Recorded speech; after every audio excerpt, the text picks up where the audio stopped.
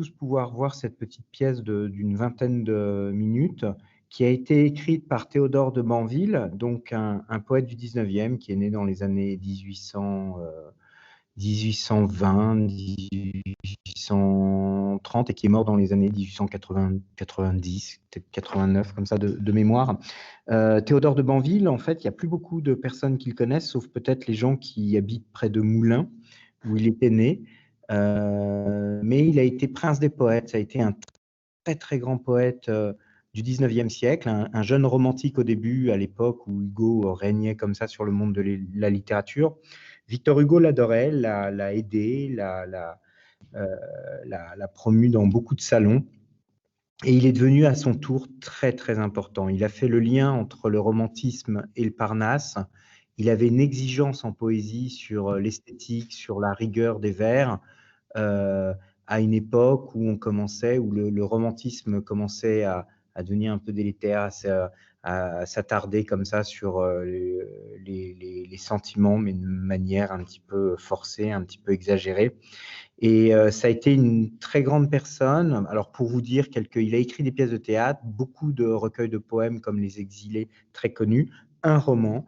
Euh, et fait quand même qui n'est pas rien, c'était l'ami de Charles Baudelaire, c'est lui qui a fait l'éloge funèbre de Baudelaire au cimetière Montparnasse à la mort de Baudelaire. Ils n'étaient pas si nombreux que ça, on parle beaucoup de Charles Baudelaire, ils étaient moins d'une centaine réunis pour l'enterrement de Charles Baudelaire, on est loin des millions de personnes qu'il y avait pour Victor Hugo. Et c'est le poète à qui a écrit le jeune Arthur Rimbaud quand il était dans les Ardennes en disant Monsieur, j'adore vos poésies, je vous envoie les quelques petits poèmes que j'ai écrits, dites-moi ce que vous en pensez, tout ça. Théodore de Banville l'avait invité, lui avait envoyé un billet pour venir en fiacre jusqu'à Paris. Et là, Arthur Rimbaud a été logé comme ça chez Théodore de Banville pendant plusieurs semaines. Banville n'a pas réussi à le faire publier alors qu'il aurait bien voulu le faire publier chez le maire. Rimbaud lui en a voulu un peu alors que Banville avait tout essayé. Mais en tout cas, voilà un grand poète qui a marqué la littérature et dont les pièces sont à redécouvrir. Gringoire, que moi j'avais monté professionnellement il y a très longtemps, est une pièce mais unique, qui était une des pièces préférées de Jean-Louis Barrault. Mais c'est juste magnifique. Et là, on va avoir du coup le baiser, une petite pastorale de 20 minutes, comme ça. Alors les pastorales, c'est ces pièces, ces chorégraphies dans ces œuvres que Louis XIV adorait, que Molière adorait aussi, et qui se passent que dans la nature, uniquement dans la nature, et c'est forcément tout ça des allégories. J'en dis pas plus, je crois. Enfin, s'il y a des questions tout à l'heure, peut-être, mais Marie-Odile, je te laisse la main. Merci. Merci Godefroy. Donc c'est ça qui m'a plu en fait. Pourquoi j'ai choisi cette pièce, ce côté beau, poétique, champêtre. On était en confinement, donc ça m'a permis de m'évader. Et puis, juste quelques mots sur comment j'ai pu la réaliser. On a enregistré, les voix avec, Godefroy et tous ensemble. Alors ce qui est ça c'était bien d'avoir pu quand même le faire dans un studio aménagé avec le matériel, professionnel de Godefroy. Parce qu'on avait commencé, un enregistrement soi-même sur son iPhone, c'est quand même pas la même chose que de se donner la réplique. Donc on a pu avoir beaucoup plus de dynamisme en se donnant la réplique. Et ensuite, ces enregistrements, eh bien, je les ai traités sur Audacity avec les conseils de Godefroy. Et puis, mis ensuite avec des images, de la musique, des bruitages sur, iMovie. Voilà, donc grâce effectivement aux conseils de Godefroy sur les petits trucs. Et puis, ce sont des outils assez simples, une fois qu'on a compris un petit peu comment ça marche, principalement du copier-coller. Et donc, bon, j'ai fait un travail de recherche sur internet, d'images, de musique, pour rester dans l'univers, cohérent de la pièce. Voilà, donc je vais tout de suite, je pense, vous faire passer ça et puis je suis dispo ensuite si vous avez, des questions, des remarques. Voilà. Donc je partage, heu, mon écran avec le son. Oui. Normalement, vous voyez l'image, je démarre.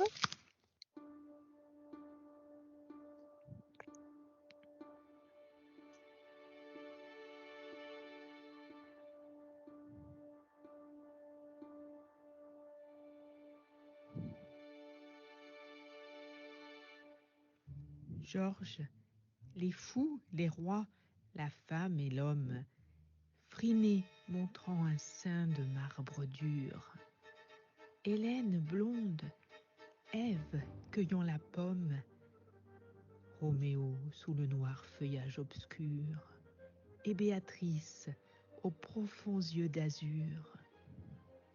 Le pâle Oreste, âme triste et ravie, son Hermione un peu trop tôt servie. La rose fleur que tu vois s'embraser, la tragédie et la farce et la vie, tout ici-bas n'a qu'un nom, le baiser.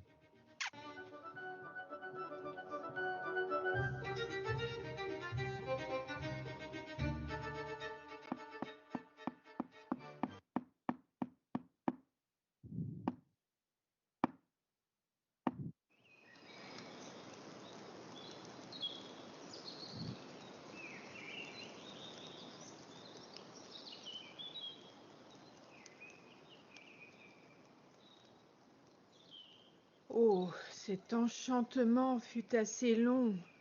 Que n'est-ce fini?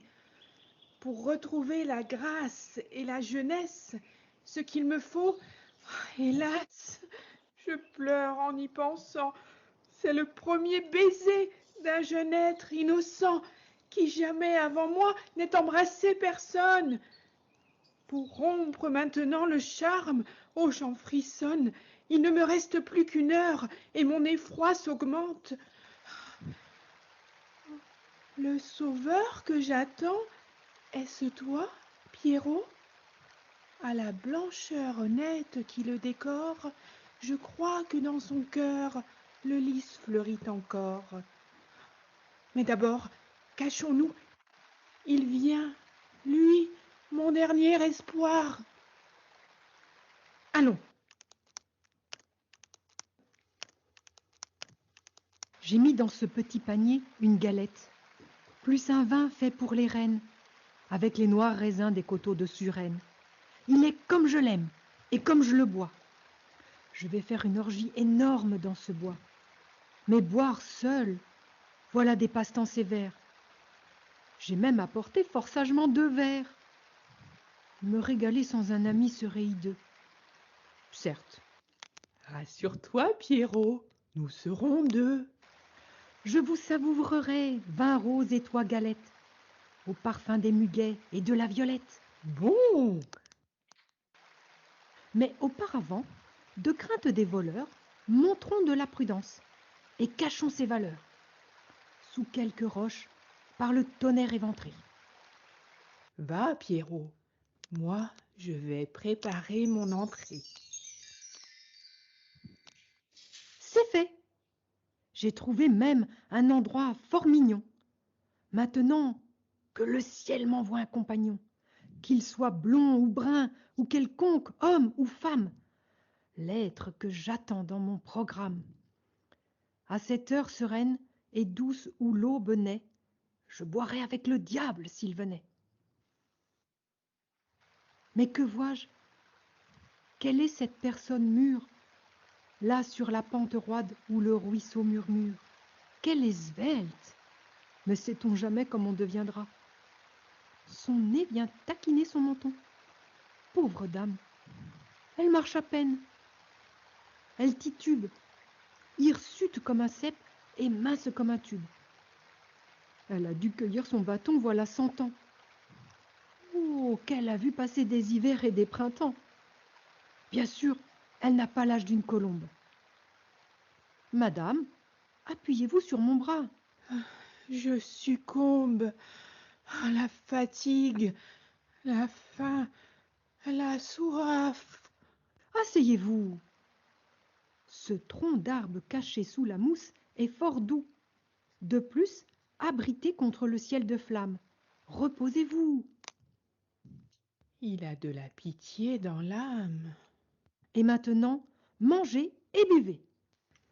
Le bon vin, suave, il met dans la poitrine un feu divin.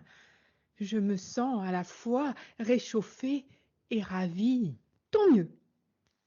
Aimable enfant, tu m'as sauvé la vie quand je sentais déjà la mort et son garrot. Comment te nomme-t-on? Dis-le. J'ai nom Pierrot. Maître de forge? Non, ma fonction est d'être blanc. Le blanc est joli, c'est propre, c'est champêtre, ainsi que l'aubépine et la fleur de pêcher. Oui, le blanc s'y est bien. Mais, Pierrot, pour m'empêcher de mourir, si tu veux être bon, mais je n'ose te le dire, il faudrait encore quelque chose. Me le donneras-tu? Sans doute si je l'ai. Tu l'as? Vous aurez donc raison d'avoir parlé. Tu me le donneras, cher Pierrot? Tu le jures? Ah, puisais-je subir les suprêmes injures si n'ayant qu'à vouloir je ne vous donne pas, madame, ce qui peut vous sauver du trépas, et vous rendre la vie, et vous mettre en liesse. Quand même je vais loin, ce serait une pièce d'or, où l'on voit des rois avec leur front lauré. Certes, je n'en ai pas. Cependant, vous l'aurez. Tu le jures? Très bien. Oui, madame, je signe. Oui, par ma sœur la neige, et par mon frère le cygne, je le jure. Veuillez seulement préciser. Donc, ce qu'il me faut, c'est Achevez! un baiser. Un baiser? Tête bleue, ces choses-là sont rudes. Ah, je me sens en proie à des mouvements prudes, moi qui, tremblant oiseau, n'ai pas su me poser, et qui n'ai pas connu la douceur du baiser, je commencerai donc par cette dame austère. Baste, il faut quelquefois être brave et se taire, sans murmurer. Coclès effréné, Coëvola, dont le nom jusqu'aux cieux dans le passé vola, Théséus, qui vit l'enfer et ses arches de soufre, ont fait, sans trop d'ennui, des choses dont on souffre. Marchons. Pierrot! Je crois que le ciel se voit là. Pierrot! Quoi? Le baiser! Le baiser! Voilà. Bien. Terre et cieux, quelle est cette métamorphose? Ô doux cheveux, regard chatoyant, bouche rose, oh, comme tu fis bien d'avoir demandé mon baiser. Dis-moi, qui donc es-tu, joli démon? Belle reine, de feu et de perles coiffée, étoile, rayon, fleur, astre! Je suis la fée Urgelle, un enchanteur qui me faisait la cour pour me punir d'avoir repoussé son amour, m'avait ainsi changée en une affreuse vieille. Mais je renais avec ma beauté, je m'éveille. Oui, le prodige si follement amer, si cruel, n'existe plus, et je te dis merci. Papillon, ma prison funèbre se déchire, je ne suis plus que joie, orgueil, espoir, sourire, car sur la verte mousse et dans ces bois épars, ton baiser m'a rendu la jeunesse, et je pars. Vous me remerciez, madame? C'est, je pense, faire un gros sacrifice et me mettre en dépense. Et vous partez? Comment avez-vous dit cela? Donc, après que sur vous jouvant ce ruisseau-là, vous partez? Oh, rions de cette moquerie, ce serait de la pure et simple escroquerie. Bref, un de ces vols qui, dans les grands magasins du Louvre, font dresser l'oreille des arcoussins, une fraude à coup sûr très intentionnelle, qui vous mènerait droit en correctionnel. Je pars. Et vous croyez que je serai content?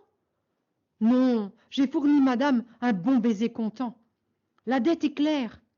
Elle lui semblait même évidente, au siècle qui chanta Béatrice évidente. Ma créance est liquide, et pour que vous puissiez me payer, j'enverrai s'il le faut les huissiers. J'ai droit au baiser. Et là, ne prenez pas la fuite, madame. Non, pas au fin comptant, mais tout de suite. Si ce n'est que cela qu'il faut pour t'apaiser, bon Pierrot, je veux bien te rendre ton baiser. Un baiser? C'est assez pour ma chienne de face. Mais que voulez-vous donc, madame, que j'en fasse? Allez au désert fauve et faites-lui cadeau pour rafraîchir son sable en feu d'un verre d'eau. Quand Rothschild, qui peut acheter la grande ours, plongeant dans le grand flot que l'on nomme la bourse, de cet océan d'or explore les dessous. Désintéressez-le, madame, avec 2 sous. Demandez aux brillants auteurs, Alphonse, Émile, s'ils se contenteraient de vendre à 20 000. Offrez du sucre aux loups pour les apprivoiser, mais ne me parlez pas, madame, d'un baiser, car j'ai trop faim, depuis votre métempsycose, pour me rassasier avec si peu de choses. Enfin, que veux-tu donc? Tout! Excusez du peu. Une hydre a son logis dans ma poitrine en feu. Je veux tout. Je veux tes bras, tes yeux, tes lèvres, tous les biens, tous ces chers trésors dont tu me sèvres. Oui, tout, et le reste. Il s'agit bien d'un baiser. Mon innocence enfin commence à me peser, car pour être Pierrot, je n'en suis pas moins homme. Là, sur quelque pommier doit mûrir une pomme, et je veux y mordre. Ah, tout beau! Que fait là votre main? Je tâte votre habit, l'étoffe en est. Demain, nous causerons. Demain, non. Seul avec tes charmes, je brûle. Ce grand bois est exempt de gendarmes. Nous avons les bosquets exprès pour nous enclos, et ce toit de feuillage étouffe les sanglots. Je baiserai vos bras, malgré votre sourire, madame, en moins de temps qu'il ne faut pour l'écrire. C'est l'instant de te prendre et de te posséder, car s'il faut parler franc, je désire broder des variations nombreuses sur ce thème. Viens. Écoutez, Pierrot, je sens que je vous aime. Ah, Mais raisonnons. oui. J'habite avec mes sœurs, goûtant dans le repos d'éternelles douceurs, des palais merveilleux bâtis de chrysoprases, où nous vivons parmi les chants et les extases. Pour me cacher, le lys ouvre son cœur charmant. J'ai des fleuves où l'or se mêle au diamant. Nous volons dans les airs charmés d'une aile heureuse, et je m'endors la nuit dans une perle creuse, où rêve le sommeil de Mélisse éblouie. Je perdrais tout cela si je te disais oui. Ah, ce mot que j'attends, dites-le tout le même. Foi de l'or, être heureux, c'est l'unique problème. Et les clairs diamants ne font pas le bonheur. Le divin peintre amour, savant enlumineur, de son léger pinceau brossant pour nous des toiles, où tu verras des tas de rubis et d'étoiles, nous fera des palais plus brillants que les tiens. Et 2 bons, tu l'auras, ne valent pas 1. Tiens, viens-nous-en. Non, je suis vertueuse. Futile prétexte. La vertu n'est qu'un meuble inutile. Pas pour moi. Si j'ai pu flirter incidemment, Urgelle, qui jamais ne parle incidemment, avec le préjugé ne rompt pas en visière. Je suis fée, et je puis encore être rosière. Et vraiment, j'aurais honte à sentir mes appas froissés par le cruel amour. On n'en meurt pas. Mais pour rassasier le désir qui m'affame, Urgelle, faisons mieux. Sois ma femme, Ta femme? tout bonnement. Ta femme?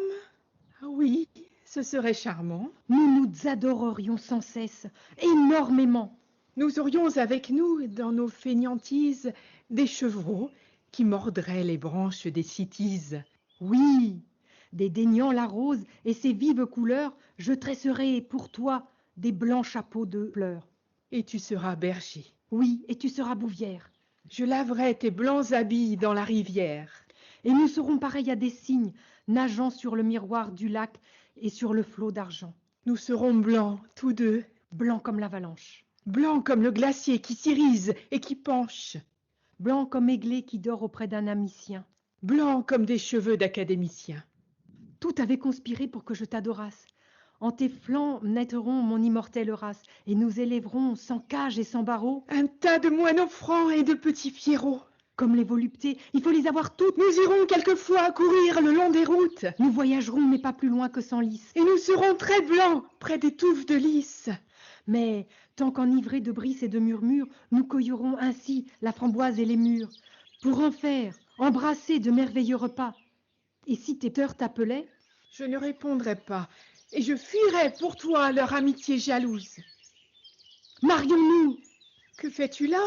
Mais je t'épouse! Un instant. Non!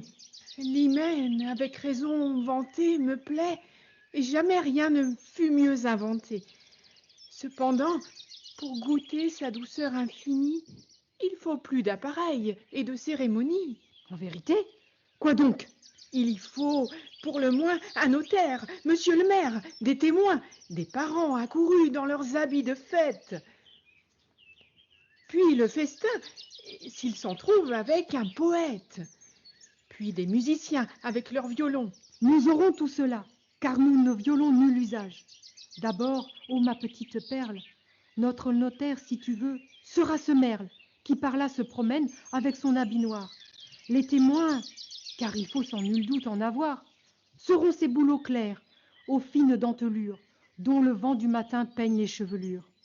Et nos parents? Ce seront ces chênes très anciens, vêtus de mousse. Bon, mais les musiciens, il en faut pour le bal. Je n'en vois pas.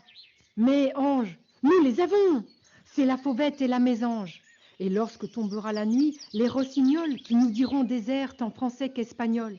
Nous danserons tous deux, ravis, contents d'être aises. Et pour le festin, nous cueillerons des fraises. Et le maire sera, bonhomme essentiel, un nuage, ayant pour écharpe l'arc-en-ciel. Et puis le soleil aussi viendra sur son carrosse. Il ne nous manquera rien pour célébrer la noce. Il faut donc me résoudre à tout ce que tu veux. Beaucoup. Laisse mon souffle errer dans tes cheveux. Mais quoi donc? Aussitôt prise, aussitôt. C'est l'heure. La douce brise, comme une aile, nous effleure. L'oubli mystérieux a pris nos jours défunts. Ta bouche est une rose, et je bois ses parfums. Je tiens ta douce main, je pleure, je soupire. Dans le printemps vermeil, c'est toi que je respire. Je contemple tes yeux, je suis à tes genoux, je t'adore. Est-ce vrai, Pierrot? Marions-nous. Une tradition puissante nous précède, et nous n'en aurons pas les traînes. Je cède. Ah, je triomphe sous le ciel de feu pourpré. Oui. Mais auparavant, allez voir dans ce pré, si nul ne rôde, et si pour lorgner mes épaules, quelque indiscret n'est pas caché là, sous les saules. Baste! À quoi bon? Ces bois sont aveugles et sourds, et tout reflet de rancor. Allez toujours. Oh, je ne regrette rien. Près de cet être blême, j'ai promis, et en effet, je pense que je l'aime. En somme, je serai sa femme, sans ennui. Pourtant, c'est un instant bien grave que celui où la femme, pensive en de molles alarmes, comme un guerrier vaincu, laisse tomber ses armes. Ah, j'aimais à voler, blanche dans un rayon, fille de la lumière et de l'illusion, et je baisais la bouche adorable des roses. Si je m'enfuyais, non. Dans les apothéoses des grands cieux rayonnants, sur les monts chevelus, je m'enivrais de l'or sacré. N'y pensons plus. Connaissant le plaisir et les peines mortelles, je marcherais, moi qui naguère ouvrais mes ailes. Madame, tout conspire à mon contentement. Le pré, comme le bois, est vide exactement. Je te tiens, je te prends, et je t'embrasse toute. Cher Pierrot, mais quelle est cette chanson? Écoute. Chère âme, je n'ai rien entendu. Ce n'est rien. Au lieu d'être épousé, viens. Le ciel est si pur, courir dans la rosée, voler dans l'azur. Entends-tu? C'est le bruit du vent aérien. C'est nous, les infidèles, clair et sème voltigeant, tout bruit de voix et d'ailes sur le flot d'argent. Oh, leur chant!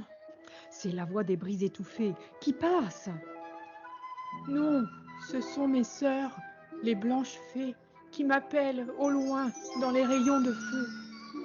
Étant rêveur, au milieu des roseaux, bientôt, nous irons boire, avec les oiseaux.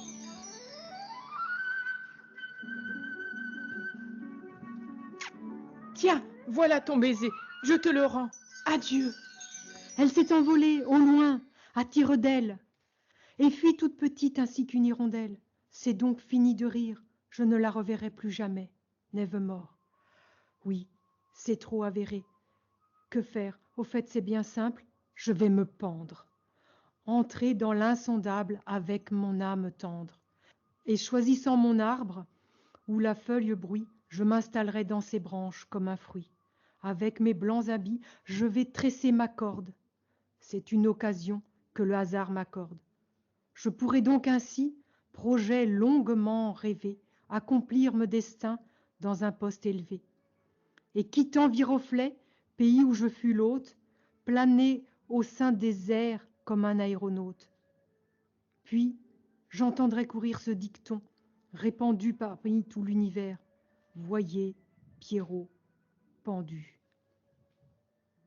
Mais en fait, doit-on voir Pierrot pendu? L'être ou ne pas l'être, c'est la question. Le maître, enfin, c'est moi. Prenons moins vite mon parti. Je ne reviendrai pas quand je serai parti. Attendez donc. Je vois ici, dans cette salle, qui du paradis même est une succursale, des roses, des cheveux riants et des tas de lys. Oui, tout ce que Virgile admirait chez Phyllis et qui brille encore mieux chez nos Parisiennes. Mon Paris, il n'est de fait que les siennes, a les plus clairs regards et les plus douces voix. Il me prête ce soir sa parure, et je vois des dames qui, emplissant leurs robes étouffées, qui, dans leurs petits doigts, valent toutes les fées, et sur leurs lèvres fleuries, si l'on osait oser, la possibilité divine du baiser. L'immense enchantement de leurs prunelles tombe, et moi, qui garde encore ma blancheur de colombe, je me pendrais à l'heure où l'on éveille les nids, comme on pend les filous dans les États-Unis. Pas si bête! Je veux effroyablement vivre, ne pas quitter ce monde avant que je n'en sois ivre. Persister comme le fait un antique tilleul, voir des jours plus que n'en a vu Monsieur Cheveuil. Prendre Mathusalem pour mon seul partenaire et célébrer beaucoup de fois mon centenaire. Voilà mon rêve. Encore un mot et j'en ai fini. La fée s'est envolée au fond du ciel béni, mais nous ressuscitons une ancienne coutume, et l'actrice, qui n'a pas quitté son costume, veut revenir, le cœur plein d'un espoir gourmand, tresser en 12 vers son petit compliment. Donc, s'il vous plaît, avant que son phare ne pâlisse, je m'en vais la chercher, ici, dans la coulisse. Venez. Mesdames, vous qui régnez sur Paris, ne nous refusez pas vos sourires fleuris. Ah, je dois l'avouer, certainement nous rîmes follement avec l'or et les perles des rimes. Applaudissez pourtant notre petit écart, avec vos blanches mains qui gantent 6 écarts. Accueillez, car pour eux c'est la suprême fête, les 2 comédiens et même le poète. Et pour faire une niche aux préjugés étroits, qu'un essaim de bravo nous absolvant tous 3 de n'avoir pas compté cette bluette en prose, voltige éperdument sur vos lèvres de rose.